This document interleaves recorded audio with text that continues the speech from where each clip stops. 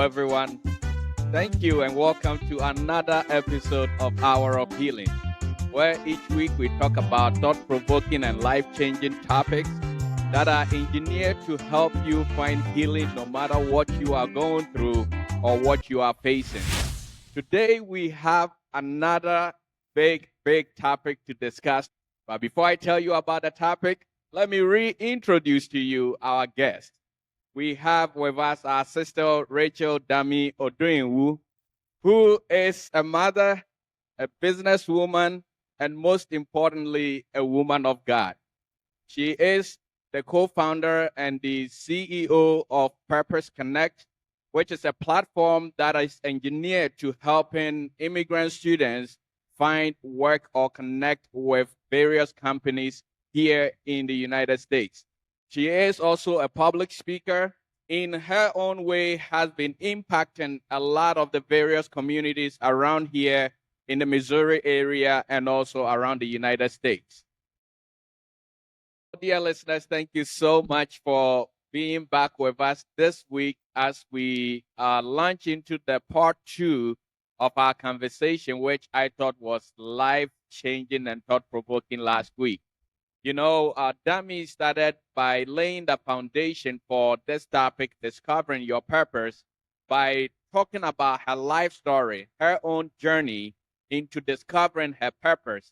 And there were so many powerful things that Dami has shared with us in this pursuit of purpose. The fact that patience is golden when it comes to pursuing your purpose.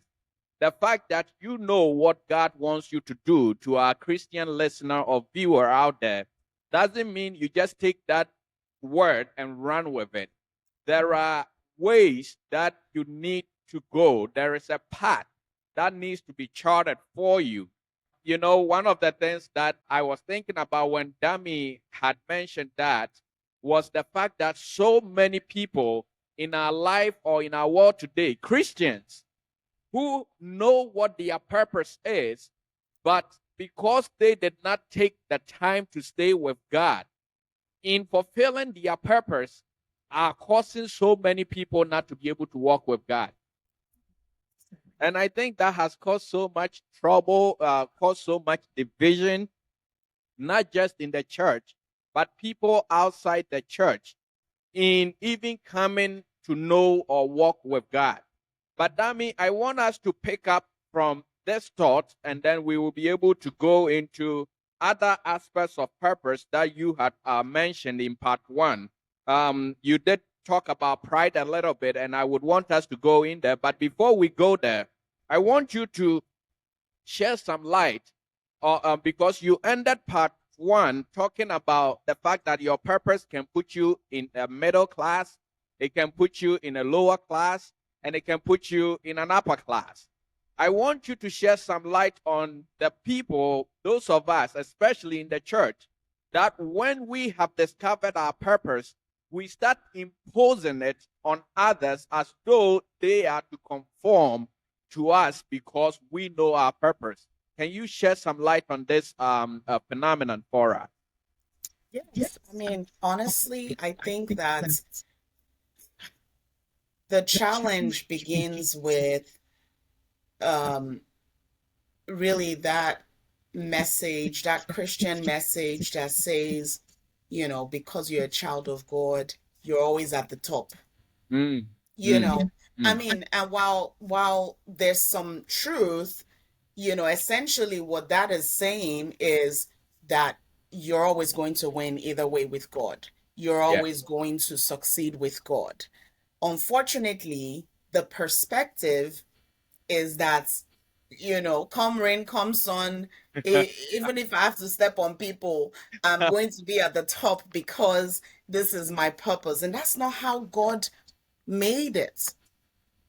And so we have to be careful to make, to be accountable to ourselves, and to God, that us saying, yes, Lord, I want to walk this journey with you, does not fill us with pride in a way that it makes all other people, every other person less than. Mm, Because every other person is equally a child of God, just like you are.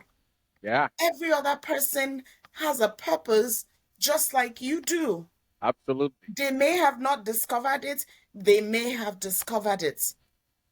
And what that means is really one of the ways to tell that your purpose is really, really God given and that you're walking the road that God has called you with that consciousness of who God has called you to be is that you have the ability to do that life, that purpose with other people as well. Wow. And Very that you powerful. have the ability to honor the purpose that God has put in other people's lives as well. Mm, mm, You know, I told my boss one day, my former boss, when I worked at the hospital, I was in a director position, and he was the executive director. And I can't remember what conversation we were having. And I said, you know what? You're never going to worry about me trying to take your position because you see this position is where God has put me. exactly. It's the place that God has put me, even though I was reporting to him. I sought him for permission on things. You have, if you cannot submit to authority, you cannot live purpose. Mm, You cannot live out your purpose. wow. Very If you, powerful. if you don't have it in you to submit to authority, there are people that believe because I've discovered my purpose, I have arrived. I cannot work under somebody anymore. Can't work for That's the anyone. lie of the enemy. You know, it's the lie of the enemy, and we have to beware. So when you take that job, and there are people, yes, your job can actually be a fulfillment of your purpose. There are people who are like, oh, your purpose is different, your job is different. No, for us children of God, our work is always connected to our purpose. I don't care what anybody else tells you. Mm, There are people that their purpose on earth is to raise godly children for the Lord. And they do it so excellently. They yeah. do it with contentment. And there are people that your calling and your purpose will extend, will stretch you beyond the home. Yeah. And they still do it without neglecting the needs of the home. Mm, mm, And so it's important to be able to dice and put all of these things in perspective. up, And when you take that next job and you are having to report to somebody, you are not talking under your breath. You are not, which attitude is that? Like, where did you learn that attitude from? Please, because that's not how Jesus modeled it to us. mm, That's not how Christ modeled this life to us. And you're living out your purpose. Your purpose has to be marked by compassion, honor, all of those like fruits of the spirit that we learn about in Galatians 5. Meekness, gentleness, all of those good things. If living out your purpose is making you be anything but those things, go and sit down, and you have not yet figured it out. You haven't yet true figured talk. it. Go and True go talk and there. go back to the Lord and say, Lord, it's as if I'm still confused. Please help me understand, because that's the beauty of purpose. The same thing when the world is doing what the world is doing. If there are people who are called by my name and they will humble themselves and pray. Same thing if I'm looking for a man to send, are you that person that God has sent to take position on earth? When the world is going through the chaos, what role is living your purpose? What role is it taking on the earth to speak a different language? To bring heaven down to earth. And we get so lost in and I'm a social media person, as you can tell. I'm on social media a lot, but my social media-ness is driven by the desire to represent God on earth. So whatever it is I'm doing, whether I'm posting about my business or I'm posting about my missions or I'm posting about my family, whatever it is, I am representing God. And when God says it's time for you to post a word that will be different from, I remember when COVID, hit and there was so much going on, and along with COVID came a lot of devilish things. And God will put stuff on your heart to put out there, and that's really what living in consciousness of what God is doing. When the world is doing what the world is doing, what is God doing? And what is your role as a part of what God is doing? And so, really, to come back to purpose, you know, you can't live your purpose outside of God. You cannot. Otherwise, you can just say, okay, my life is not surrendered to God. I'm just going to do what I want to do. But if truly your desire is to live a life that is aligned with God as a child of God, then you want to live your every single day living out that purpose. You want to do it with God. And a scripture I always remember is Psalm 16 verse 11, the Message version. And actually I have it on my as my cover on Facebook. And this was a scripture that God really put on my heart very early on. As I was discovering my purpose, I was, this was one of the scriptures, and it's really, really been significant to me. You've got my life, my feet on the life path, all radiant from the shining of your face. And then it says, ever since you took my hand, I'm on the right way. Wow. Ever since you took my hand, I'm on the right way. I would, I would argue that you can't live purpose without holding God's hands. You really can't. Wow. Wow. Thank you so much, Dami, for that powerful statement. You cannot live your purpose without holding God's hand. And as you were talking, you made reference to a very familiar passage about the example that Jesus set for us, the module that he said. And I like how you actually tied that into submission and honor.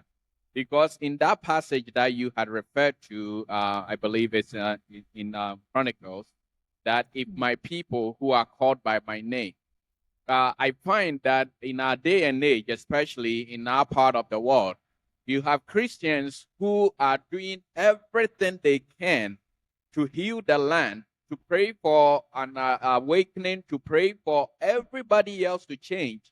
But we are not taking responsibility about that opening phrase. If my people who are called by my name will humble themselves. We are busy trying to humble everybody else. But the healing of the land actually starts with the healing of the people of God. And so you had mentioned that you see so many people in walking in their purpose, trying to assume positions or get positions. But whenever we talk about positions, everybody is thinking of being up there rather than positions of submission, positions of humility. After all, Damian, you mentioned this. If we don't model how to be submissive, how do we expect the world in pursuing their form of purpose to submit?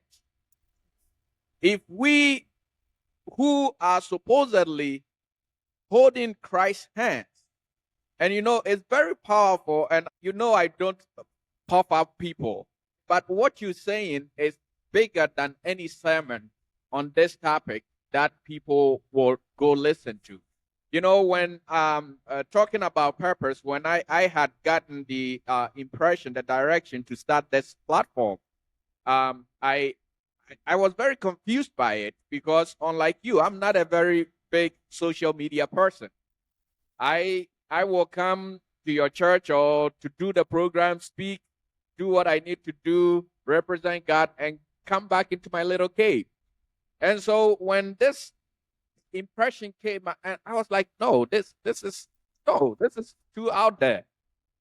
And then the direction just kept coming. So I remember I went to God in prayer and I said, God, if this is something you want me to do, then I need the name, the format, and what you're going to do. I don't, as I sit here with you, Dami, I don't even know the scale to which this will impact. But from day to day, because I have taken the responsibility to take God at His word in helping this be what He wants it to be, day in and day out. I mean, I am blown away by our conversation today.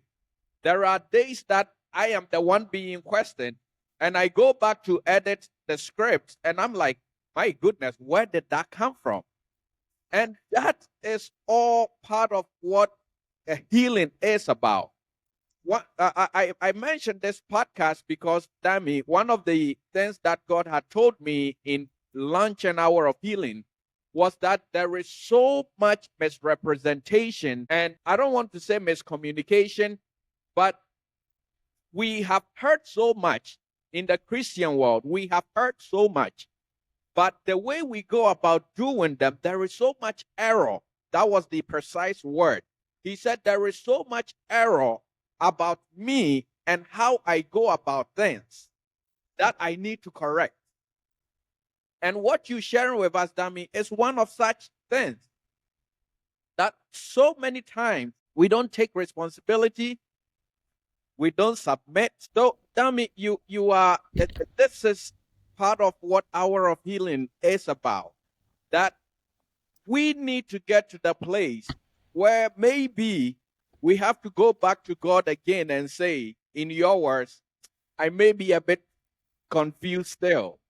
Because I think there's so much, the world doesn't know what to believe because they look at so called Christians and the message we are sending with our lifestyle, with our not taking responsibility, with our refusal to submit and honor people. It sends a completely different message from what they hear us say. And so we are contributing to the confusion. But let me leave it there before I get in trouble, right? But I want to go on to ask you a question, Dami. I want us to be able to incorporate purpose from a business perspective. I know you kind of touched on it, that you can, the work we do has to do with our purpose. We shouldn't be saying that, oh, my purpose is to do A, but I'm doing B. And that is a stage that I actually had to go through myself. I'm not where you are, but I've been walking in this journey of refinement, and I am still awaiting. The Bible says all creation awaits the manifestation of the sons of God. So I have that at the forefront of my life. But I know for a fact that the presence of Pharaoh is no training ground. In other words, I cannot sit with my hands folded and expect that when that day of manifestation comes, now I'm about to start preparing, which is something that I see people do in this journey of purpose. So the question I'm asking you is twofold. What do we say to that person who, by prophecy, by vision, by dream, know what their purpose is, but don't know how to go about it? And then for the person who thinks that their work that they are doing is not in line with their purpose, how do they go about it? Or what do we share with them? If you can answer these Yes, monster of absolutely. questions. Yes. So the second part of your question, I want to pick that first, right? So Absolutely. I remember it was 2009. So I discovered my purpose in 2007. I relocated to the US 2008. Hmm. And, I remember one of the first things that happened was the family member that I lived with, her desire was to introduce me to nursing. Mm, right? And, I myself, my focus was I was going to go to med school. I wanted to, become a surgeon. In my mind, there's purpose and then there's ambition, right? right. And so I knew what my purpose was, but I thought that the path to get there was to be a hands-on physician. And I was stuck. So when I first came to the US, I, was able to get myself away from being lured into nursing. And then I was a pre-med student. And I remember it was my third year as a pre-med student. I just knew something was wrong. I knew I was veering off how God wanted me to be positioned. Because again, the how, the strategy is also God's, it's not ours Yeah. you know and while I was in pre-med, I mean, I got so much, how do I put it, I was so proud to tell anybody back then, I'm a pre-med student, I'm going to med school. In fact, when it was Southern Maryland Hospital, they had new surgical equipment, and four of us pre-med students were selected to learn how to use those equipment.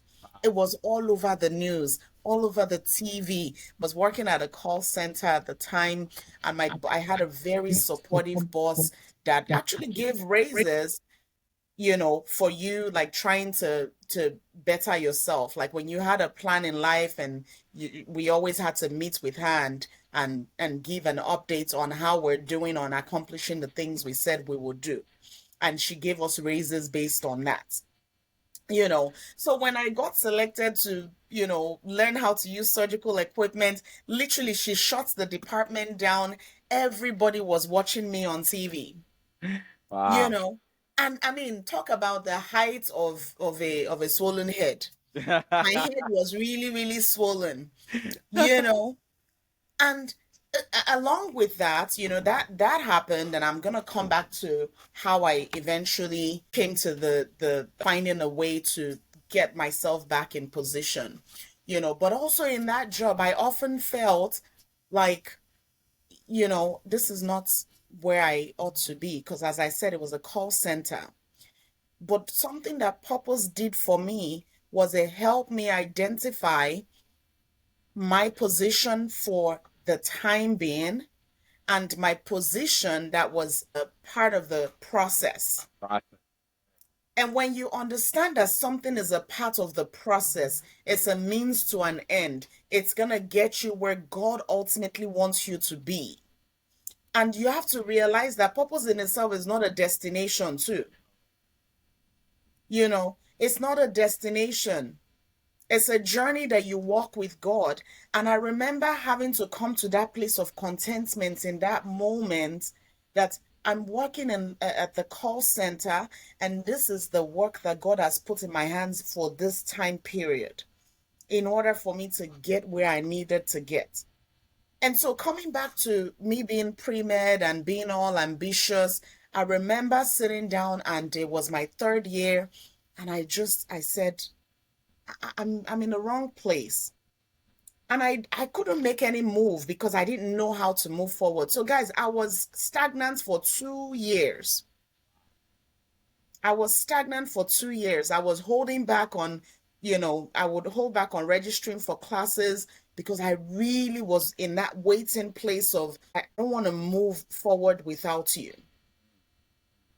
And that was a hard time because the people I was in class with, they were graduating. They were moving on along, Yep. you know.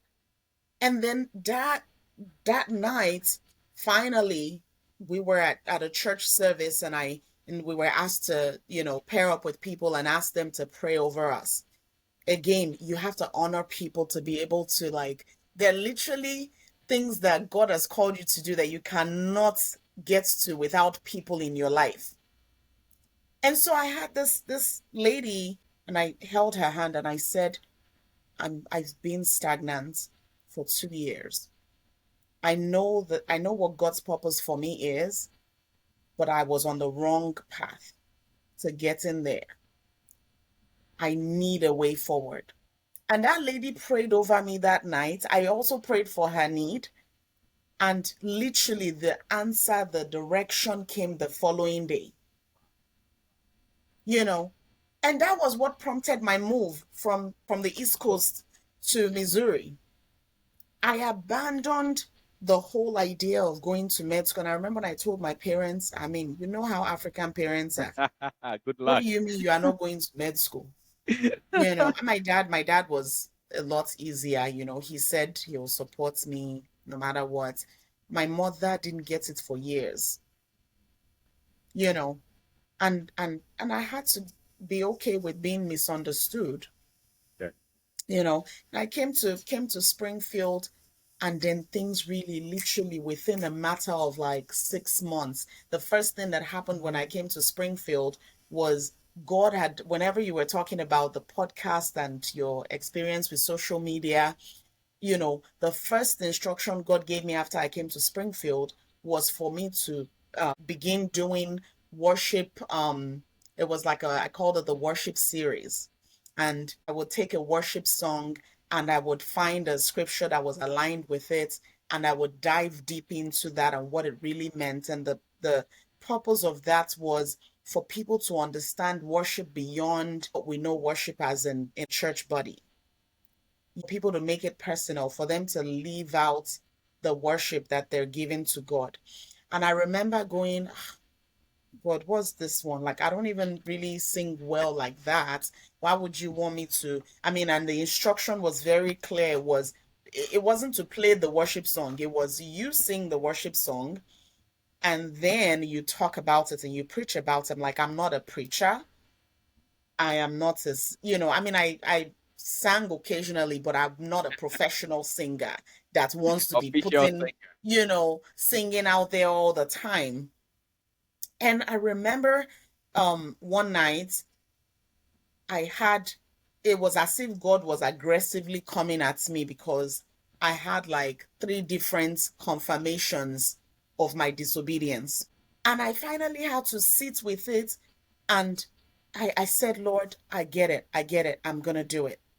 And then I started doing the worship series. In fact, I think it might still be on my YouTube somewhere.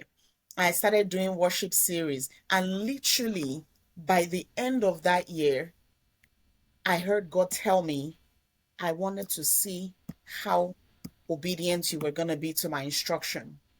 And literally, in a matter of 2 months, I started Divine Missions Health Center, Wow. you Wow. know. And so there are things that God will put in our hearts to do that has nothing to do with the purpose, but it has everything to do with God measuring our level of submission to Him. Mm, mm, And mm. so I had to do that.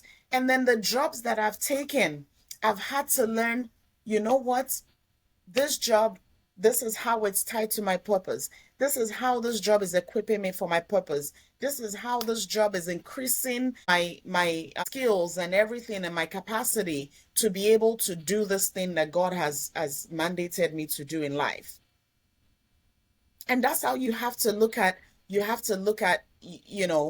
job is when you're in a job, when you're working, there are people that you that job you're doing is essentially you living out your purpose, Mm. right? And then there are people that the job you're doing is for the now. But if you really, really in tune with the Lord, you will see how that now translates into the place that God is going to put you. Yeah. And when you can see that path, it gives you a little, when you have that clarity that this is what this job is right now in my life, you work a lot more intentional. You don't treat it like whatever. If you look at it as just the money maker, you're limiting yourself and what you can get. Because there are literally things that as little as they seem, as small as they seem, as insignificant as they seem, they are the very thing that God is wanting to use to launch us into where we need to be. And you can only see the clarity you can have if you're working with God. If you're not working with God, you're going to continue to look to the world for validation of what is good and flashy and nice and what a sign of Like, progress is. like, Yeah. Yeah. You're going to keep looking to the world and keep wondering, how, I feel like I should be further ahead. By whose measure? wow, wow, You know, powerful. by whose measure? Mm, Your measure, the world's measure, or God's measure? And so you just essentially, when you're walking in purpose, when you're living out your purpose, it's important to know that your purpose is not a destination. It's a journey that you walk with God.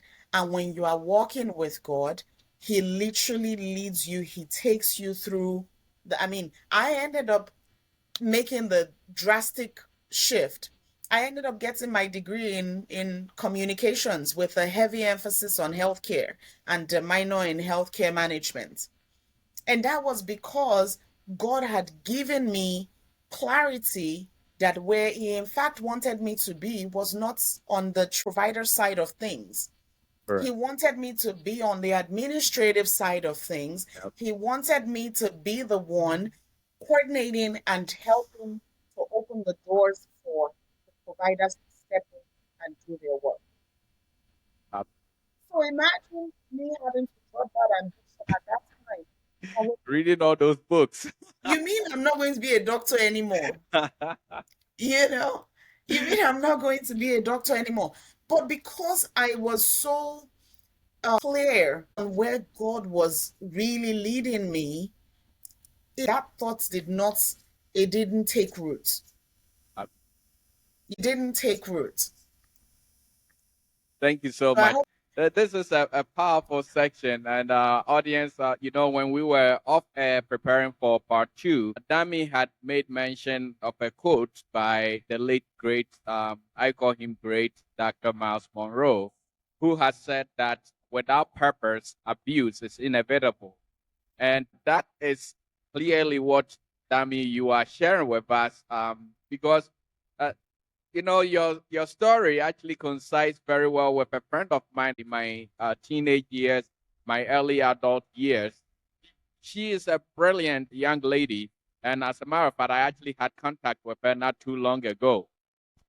But her parents wanted her to be a physician, like most African parents, like you mentioned. It's either you become a doctor or nothing else.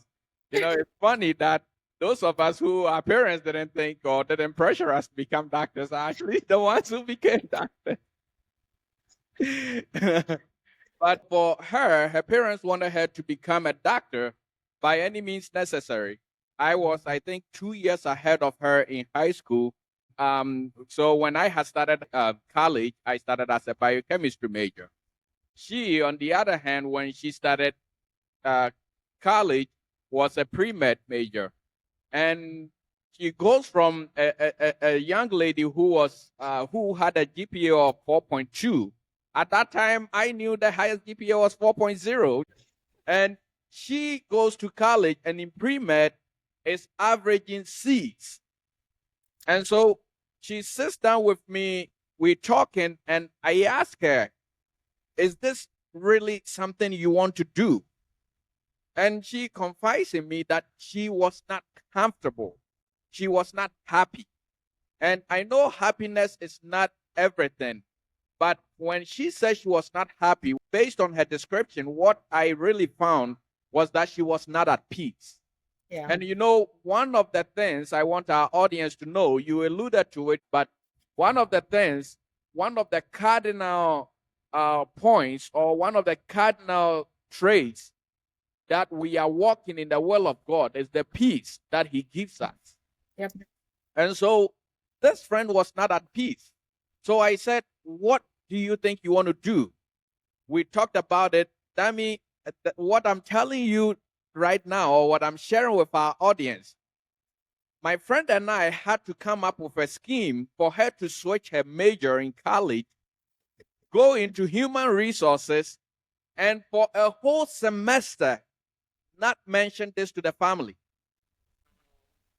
She did this, came home, and her grade, she was averaging A's. I mean, she only had one B that semester. She was happy. You could see she was glowing when she came home. When we told the parents after 6 months, it still wasn't fun, but I took the blame. But by the time she was done with college, she not only had an admission to do her master's at, I think, Princeton, but she was working right from the second year. She was independent. She had bought her own brand new car, and I still did not even have a car. I was still taking out loans for medical school. But I touched base with her not too long ago. We hadn't had contact for months now. And just hearing the things that has happened in her life, I don't need her to tell me I helped her make the right decision. But knowing the joy she has in her life makes me happy and thankful to God that I was able to steer a daughter of his in the right way. I'm pretty sure the family forgot about the whole medicine thing now because she's making money. I mean, Yep, and that's how my mom represented. made her peace with it. It was, I took a job, and I remember that job was a six-figure paying job. Mm, And, when she first came to the US, she had no idea what I was making, mm. and every time I went to work, she would ask me, yeah, what do you do at the hospital again? What do you say you do at the hospital again? She couldn't understand it. And eventually, when I had switched, to another healthcare organization, it was a nonprofit, and I was earning six figure. And she finally opened up to her about what I was making. She couldn't shut her mouth. Now she'll tell You the know, whole world. she could not shut. I mean, she was literally in shock, and all of a sudden, all those questions and challenges about you did not go to med school Yes, completely died down. yeah. And then the same thing when I eventually stepped away from that, when I quit that job to go full time in my business, that was another challenge because, now she has gotten used to this elaborate life and was enjoying the joys of six figure, and I'm in the place where I just want to continue to stay on the path that God has called me to. And Ah, so if it means quitting this six figure income to put a bet on God, on how he can continue to increase my capacity, then that's what it means. wow. I didn't tell her for after I quit my job. She didn't know for like, my goodness, for 7 months. I think you just wanted your mom to have a heart attack. Oh, well, if I would have told her sooner, she would have had a heart attack. So, I had to pace myself and only reveal it once I had a demonstration of, here's what it means to be successful in business. All she knew was that I wasn't traveling for work as much as I used to, but she didn't know why I wasn't traveling until I revealed it, you know. But I remember the first question you asked was about, if somebody was trying to figure out how to, walk in their purpose and Correct. how to get on that path. Really, there are an important piece for this, honestly, is one, how do you hear from God? Because that's a big part of it. Is the strategy that I came up with, I could not have come up with it on my own, right? So I really had to rely on God to show me. And I mentioned earlier, I'm a seer. Some people are more hearers, some people are dreamers, and some people are doers, right? Yeah, So you have to know how you receive instruction from God. correct. And then the other part of that is, I mean, there are people who don't really buy the idea of personality type. You have to know your personality, your how do I put it? More like a strength finder. My top Strengths Finder is futuristic. So I don't need to do too much to see 5 years, 10 years from now. That's not the case for everybody. You have to be able to determine what is what are the things that are my strengths. Once you figure out what your strengths are, then you begin to see how you can leverage your strength and lean into your strength to begin to act on the things that the Lord is instructing you to do. But the third part of that is you have to be humble enough to seek help. There are people that's literally that's their job. They are life coaches. I'm not a life coach, but there are people. I'm more of a career coach. A lot of my work is centered around the workplace.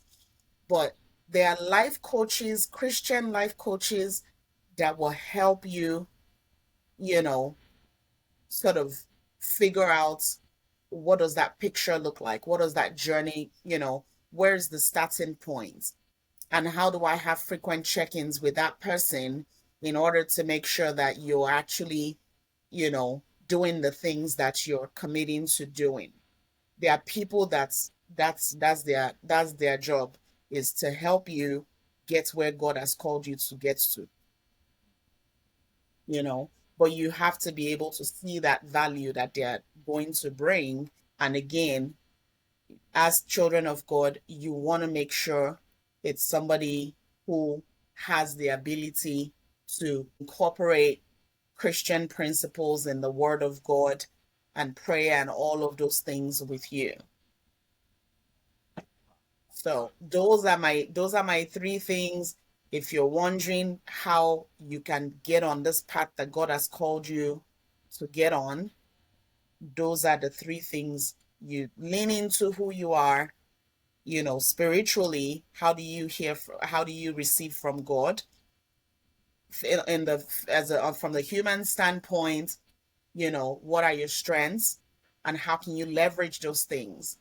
And then who is there that you can actually to and seek that accountability and guidance from? Wow.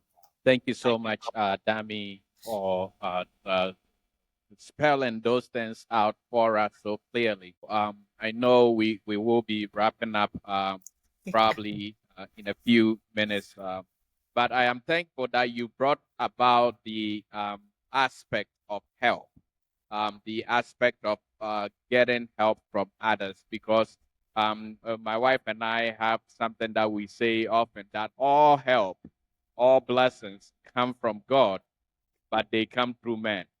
Yep. And so we are making, as we are growing, we are making the conscious effort to be able to find destiny helpers Yep. and how we can tap into them. As a matter of fact, a lot of emphasis this year on Hour of Healing has been obtaining help for success in life. That is how God started the year with us, and He's been doing amazing things.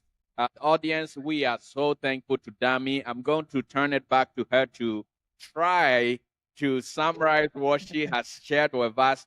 And Dami, I believe that if it wouldn't be too much of an ask, in a couple of weeks, I think we should pick up on this same topic, but we will focus on the non-believers' perspective, Yeah. because they also walk in a dimension of purpose.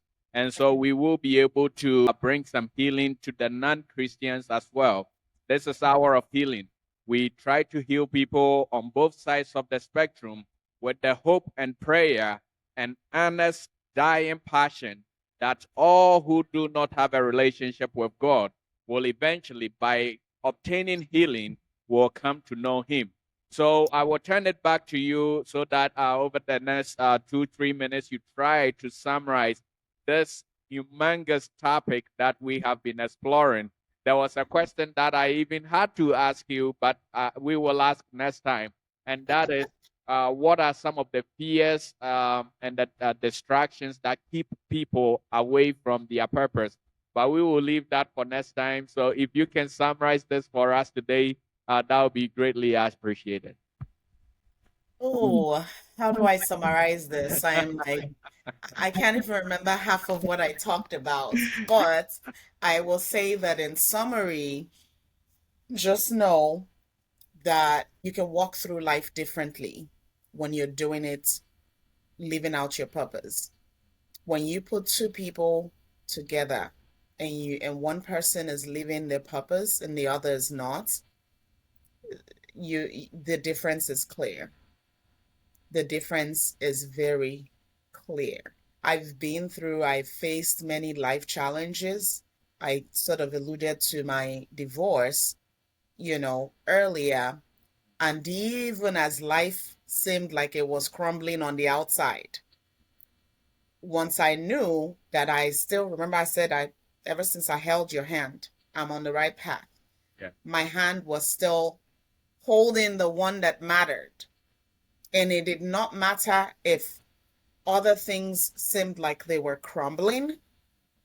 The push and the power and the strength to forge through life with joy and gladness, it comes from doing it with God and living out our purpose on earth. And so it hasn't really mattered what challenges have come along the way. Every single time there has been a challenge, God has literally held my hand and carried me through it. And that's the difference that living a life of purpose makes in our lives. So if you had doubts about whether or not purpose had a role to play in your life, the answer is it does play a major role in your life. And if you haven't been actively hungry to figure out what that purpose is, be hungry about it. Be committed to discovering what it is, because it literally has the power to give you an experience that is not like any other. Wow. Wow. Thank you so much, Dami, for such a powerful section today on the theme discovering your purpose. Throughout everything you said, I believe last year one of the themes that God gave us for Hour of Healing in season 1 was that the one you obey as a responsibility to you. And it echoes through purpose, because in discovering your purpose, there is that test of obedience. Yeah. And with that test of obedience is where pride is taken out. It's where lack of humility is taken out. It's where wrong ambition is taken out. It's where that confusion is taken out. So I am so thankful to God that our audience got to not just hear about this topic, but also to see it through your life experience and the little bit that I was able to share with them. Dear listeners, she has shared a lot with us today that we cannot go back to. I would only implore you, save this, go back to it, meditate on aspects of it. Sometimes, I kid you not, there are some of these podcasts that it takes me like 3 days to finish listening to, because I will hear something, I will hear a truth, and I will just take that to my prayer room, to my meditation chamber, and I will plug it out with God and say, Yeah. this is what you have shown, and this is where I want to be. But one thing that Dami said at the very end that I think is so powerful, and I pray that for my listeners and for everyone, including myself, that God will give us that grace for hunger to know our purpose, and in turn, that hunger to know Him more. Dear listeners, we can't thank you enough for staying with us, for being with us. We know you have been blessed, because guess what? I have been blessed too. Thank you so much for tuning in each and every week. And I remind you to follow us on Instagram as we post our various reels throughout the week, and share it with others, because at the end of the day, we don't only want to heal individuals. Our mandate is to heal our communities and our world as a whole. God bless you, Dami, and thank you so much. We look forward to picking this up and talking about the non-Christian aspect of this, so our non-Christian followers can also get some healing. We'll see you all same time next week. Thank you. Bye-bye.